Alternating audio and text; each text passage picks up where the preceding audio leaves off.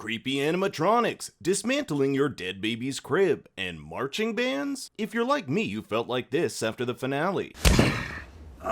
From Cold Harbor Explained, the goats, and Mark's decision to leave Gemma, we have a lot to get into. Now this video isn't going to be a boring recap like some of the other breakdowns. We'll only be dealing with the biggest questions and theories associated with this episode. And as such, I've left timestamps below so you can see all the topics we'll be covering. Plus, I'll be coming out with a massive theory and hidden details video that will cover the entire season, not just the finale. So get ready to praise Kier by hitting that like and subscribe button. My girlfriend promised me a waffle party if I get over 10,000 likes. I don't have a girlfriend. The final episode of Season 2 is titled Cold Harbor, and after a full 10 episodes, we finally find out what lies behind this mysterious door and how the work of our macro refiners are connected to it. Simply put, Cold Harbor isn't just a room, but an entirely new consciousness created for Gemma Scout. In fact, each of the rooms, which correspond to different file names, are complete separate consciousnesses which compartmentalize trauma in varying levels of severity. This was done to test what Dr. Maurer calls the barrier. The barrier is what holds back the outie from experiencing the innie's trauma. If the trauma is too much, it could break this barrier and seep into the outie's consciousness. This is why when Gemma first enters Cold Harbor, Dr. Maurer asks who she is. Who are you? Something that is also asked to new innies. Who are you? And this room contains the ultimate trauma, the death of a child. If the barrier can hold this, it can likely hold anything. This is why there are so many rooms, 25 to be exact. They contain increasing levels of trauma to test the strength of this barrier. For example, the pain of going through a dental cleaning is different than experiencing a plane crash. I mean, it could just be turbulence, but you get what I mean. So we can assume the dental cleaning room, known as Wellington, was completed before the plane room. All of this is to achieve Lumen's ultimate goal of ending pain as we know it. As Drummond says, "We commit this animal to Kier in his eternal war against pain." Theoretically, a chip could be implanted into our brains and any form of trauma could be severed from our original person. Thus, we could live a life free of pain. I'm in a glass case of emotion! Cobel says the macro refinement numbers are, quote, a doorway into the mind of Mark's wife. Each cluster is a feeling associated with one of Kier's 4 tempers, and these tempers are the building blocks of the mind. They include woe, frolic, dread, and malice, which are represented in the painting Kier Tames the 4 Tempers, as well as the dancers at Dylan's waffle party, which we can assume are from the choreography and merriment department. Kier believed that the human soul was composed of a precise ratio of these 4 tempers, and it was this knowledge on how to tame them that he wanted to pass on to his children. By taming the tempers, he said, quote, "The world shall become but your appendage." The room itself contains the same crib Mark put together for their unborn child. If Gemma can get through the task of dismantling it while not remembering the trauma of her real life, the entire Severance project would be deemed a success, and thus Mark and Gemma won't be required. This is why Cobel says if Cold Harbor is complete, both Mark and Gemma are dead. I should mention this means the death of their innies and not necessarily their original selves. But there are still things we don't know. For example, how is it Mark is able to feel these clusters of numbers if they're associated with someone other than himself? Perhaps it's because he's so close to Gemma, but that wouldn't explain why Irv, Dylan, and Helly are able to work on Gemma's numbers as well. Maybe because the new consciousnesses they're creating are somewhat blank, allowing other people to work on them as well. It's not about creating a new Gemma, it's about creating a blank conscience. And what about the files we've seen that aren't a part of the 25 files that comprise Gemma's folder? These include files like Cielo and Chick-fil-A. I'm guessing these are failures, files which a refiner was unable to complete or which Gemma's barrier was unable to hold. Let's also discuss the winter coat, the same winter coat Gemma wore on the night of her supposed death. This is the only outfit she wears that is actually associated with both Gemma and the time period in which she left the outie world. Every other outfit is from the 1960s. I think the 60s thing could have something to do with James Egan, who would have grown up during that time. We also know that he watches these tests from his own computer, but what do you guys think? Now, what about the name Cold Harbor? Every other file is a reference to a physical place that's somewhat recognizable in the real world. Cold Harbor is not, and if it is indeed a location, it's likely only found in the Severance universe. If that's the case, it could be the location where Gemma quote-unquote died, but it could also be metaphorical, like the cold place we go inside ourselves when experiencing moments of tremendous loss. If you're like me, arguably the most WTF moment of the entire episode was Mark's decision to leave Gemma and run off with Helly. It also raises the question, where do they think they're going? There's no escape, and it'll only be a matter of time before they're apprehended and their innies retired for good. The first thing we have to ask ourselves is why Mark made this decision, and it's important to note that this is any Mark making this choice, not our Audi. In fact, the first 20 minutes of the episode is basically a back and forth between these two severed portions of Mark's brain as they try to come to an understanding on saving Gemma. Audi Mark needs his innies' help to do this, but if they're successful in saving Gemma, it would lead to the downfall of Lumen and thus end Innie Mark's existence. It would be his death. So for his innie, the question becomes, would you sacrifice yourself for someone who's basically been your captor? But it's not just Innie Mark who stands to lose his life, it's every single innie on the severed floor. I think the second you get your wife back, you forget I ever existed. So I totally get why Mark's innie initially rejects the plan to save Gemma. There's nothing in it for him except the promise of reintegration, and this promise is most likely bullshit. I mentioned reintegration, he basically called bullshit. Well, he's not wrong, right? It's left ambiguous, but we can assume Audi Mark would not reintegrate if he got his wife. I mean, the procedure is extremely dangerous, and we've seen what it can do not only to him, but also with people like Petey. And that's not even getting into the specifics of how a reintegrated person would function. As Innie Mark mentions, the vast majority of this reintegrated mind's memories would belong to the Audi. How do these two severed consciousnesses reconcile when one is much more vast than the other? It's ultimately Cobel who convinces Innie Mark to go through with the plan to save Gemma. Once Cold Harbor is complete, he'll be killed anyway, so why not save Gemma, which will at least give him the chance of being saved? Upon arriving back on the severed floor, Mark is greeted to a new painting, the Exalted Victory of Cold Harbor. I'll have a whole section devoted to this later in the video. Mark and Helly are the only two macro refiners left, and Helly is here to bear witness as Mark completes the file. There's also this weird mannequin of Keir Egan. If you've seen my episode 9 video, you'll know Severance's connection to a Twilight Zone episode about mannequins becoming real people, but this mannequin appears to be animatronic. I wonder if it's from the perpetuity wing of Gwendolyn's former office, where she said the Egans were animatronic. Ours were animatronic. They even did this little choreographed dance. So yours just stand there? Mark even gets a cute Waffle Party pop-up card, Waffle Parties being the highest perk available to MDR employees and awarded to the refiner of the quarter, which in this case looks to be Mark. Mark and Helly discuss the pros and cons of completing Cold Harbor, with Helly stating that the only way Innie Mark has a chance at living is if he saves Gemma. But Mark doesn't just want to live, he wants to live with Helly. Yeah, but I want to live with you. This is impossible, as Helly reminds him, But I'm her. Helly is Helena Egan. There's no way he'll ever get to be with her. There'll be no honeymoon ending for you and Heliar.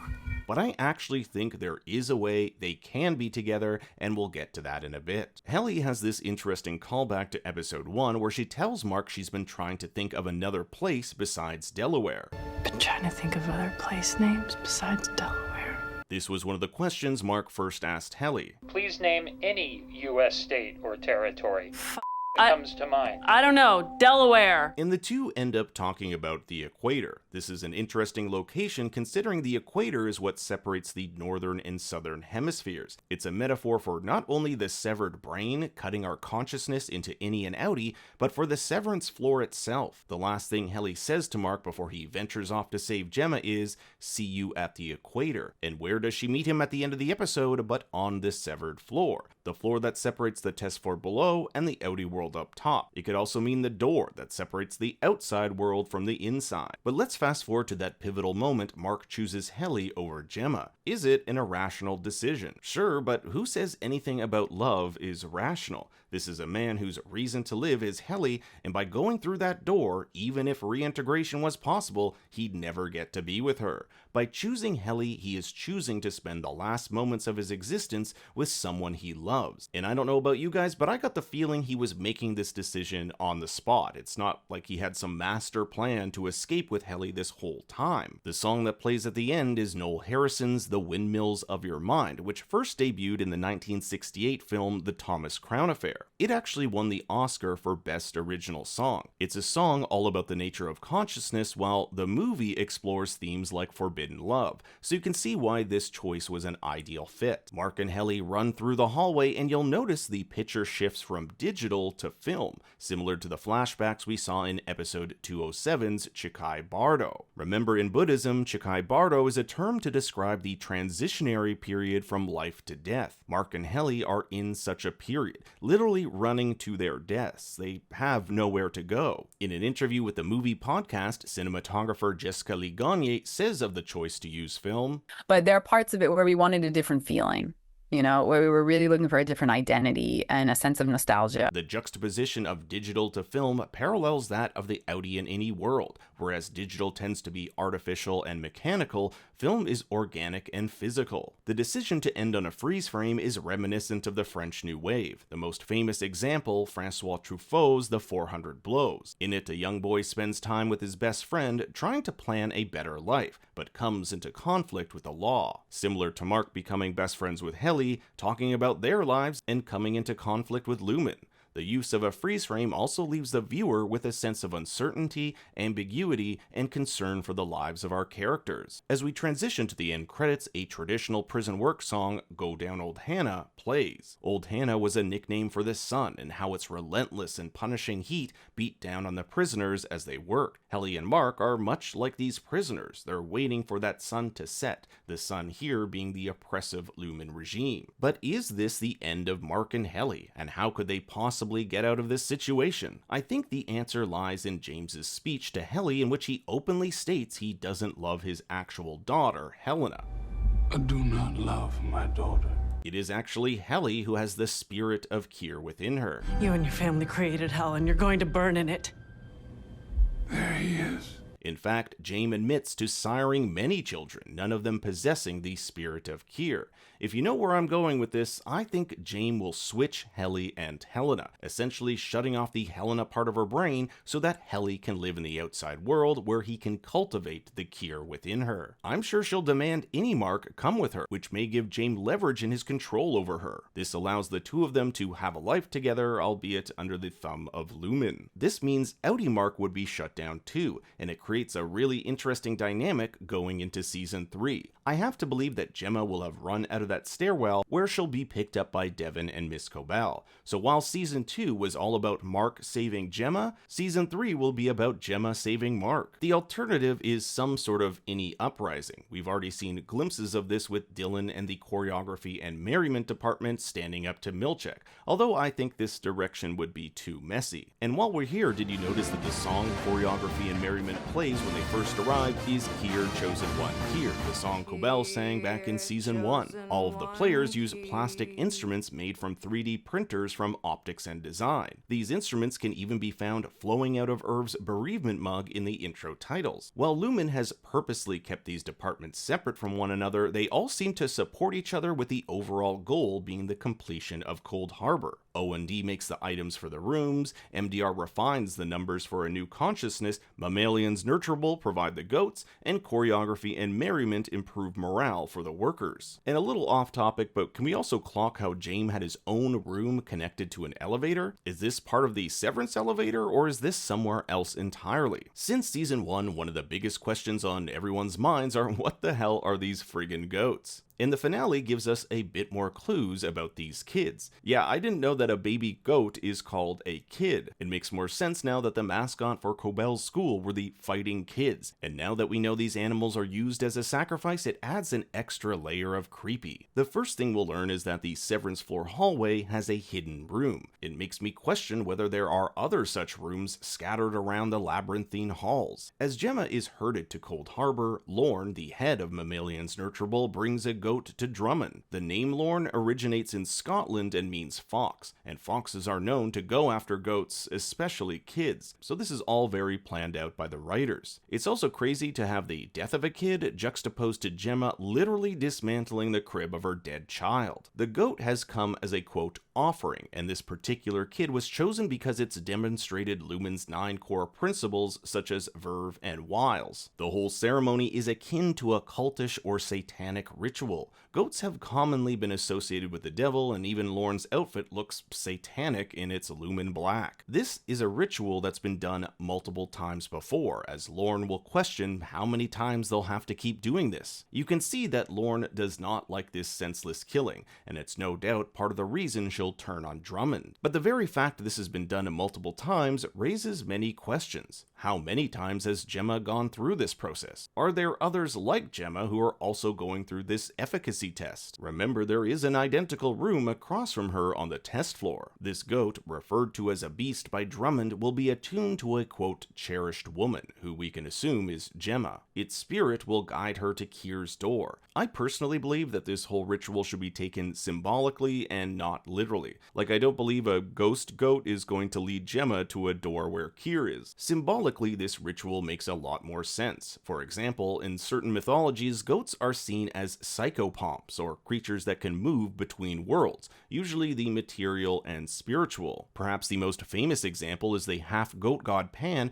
who you may remember associated with Pan's Labyrinth. Many have drawn a connection to the maze-like corridors of Lumen to such a labyrinth. This could mean that this goat, or its spirit, is to guide Gemma through these halls to a part of Lumen we haven't yet seen. Remember that PD tried to map Lumen's halls, but it's a jumbled mess. There are even parts of this map that we haven't yet seen. Like, what is the Coil of Doom? In some cultures, goats were used in ritual sacrifices to symbolize the release of its life force or spirit to a higher power. In this case, that higher power would be Kier. The ritual would act as a bridge between the human consciousness and the divine, with the goat being a vessel or medium connecting the two. So it's possible this is all part of some attempt to get closer to Kier. We'll also see several depictions of this ritual where someone offers up the goat to be sacrificed. I interpreted this one as the goat resurrected, with the sun blaring behind it like those old Christian paintings, suggesting something divine. The death altar is also in the shape of a swaddled baby, with just enough room for the head to poke out where it will be killed using a bolt pistol. The sides also seem to have writing on them, however the quality isn't good enough to make out what it says. If you've seen my episode 209 video, you'll know I think Jaime Egan had sex with a young Miss Cobel. I'll probably do a separate video going into greater detail on this, but I also believe that the relationship ended with Cobel getting pregnant. I mean, she knows all about James's other women being brought to the birthing center, plus James himself acknowledges his other children who were quote sired in the shadows. If Cobel had a child, I think that child is Mark. It would explain how she was always keeping an eye on him and even does motherly things like bake him cookies.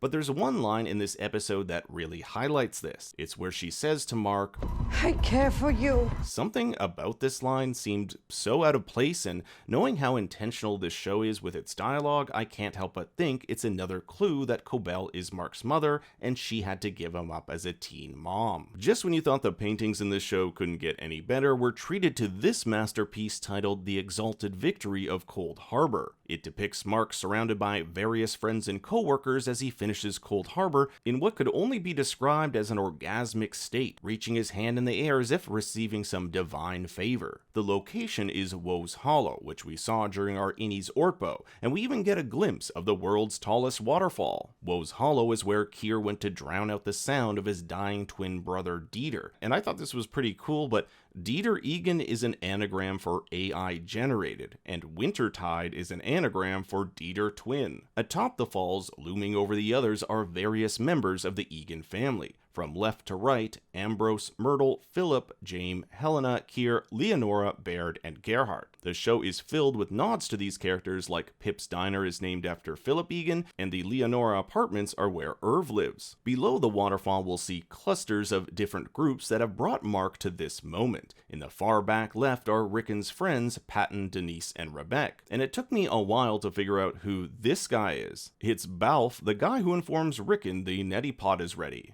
Rickon, the neti pot is warm. In front of them are Mark's MDR replacements from the beginning of Season 2, Gwendolyn, Dario, and Mark W. This is followed by members of Optics and Design, Elizabeth, Felicia, and Bert. Directly to Mark's right are PD, Cobel, Irv, Rickon, Devin, Baby Eleanor, Helly, and Dylan. To Mark's left we have Miss Casey, Milchick, Miss Huang holding her theremin, Natalie, and Mr. Grainer. We'll also see 3 members of Mammalians Nurturable, Lorne, Wyatt, and Goatman. They are the 4 Innie twins from the Ortbo, and rounding out the painting, the 4 Tempers, Woe, Dread, Malice, and Frolic. Praise here we haven't seen the end of Dylan G. Although not given the largest storyline this episode, we do get a bit of a wrap-up regarding his affair with Gretchen. Milchick gives him a letter from his outie explaining 3 points. Point 1, f you. Point 2, Gretchen is perfect. And point 3, outie Dylan hopes his wife will one day see him like she sees his innie. This whole situation was a wake-up call for outie Dylan to get his life in order. Perhaps now he'll change to become that self-assured badass his innie is. So innie Dylan has a choice. He can choose to stay at Lumen or quit for good.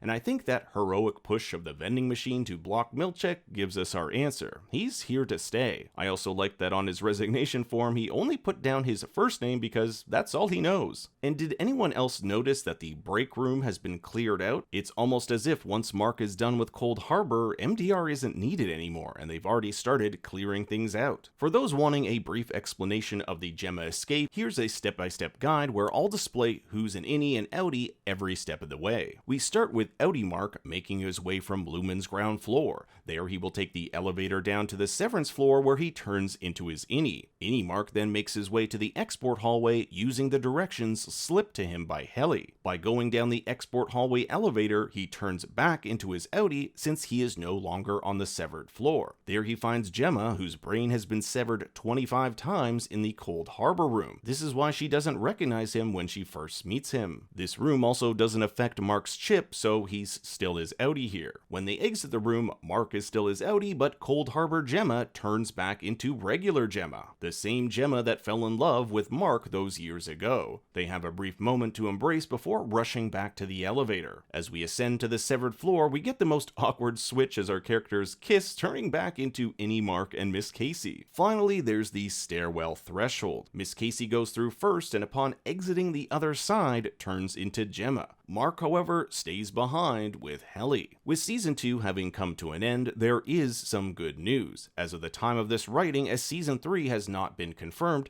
although it's pretty safe to say it will be considering Severance is Apple's most watched TV show ever. In February of 2025, Ben Stiller confirmed that a writer's room was currently underway in LA. And for those of you thinking it'll be another 3-year wait, it'll likely be far less considering Season 2 was affected by both the writer and actor strike. Now, if you liked this video, make sure to like and subscribe. I will be coming out with more Severance content. Thanks for watching, be sure to like and subscribe, and for more bad takes, you can follow me on Twitter and Instagram at ThinkStoryYT. Until next time, remember, I love you.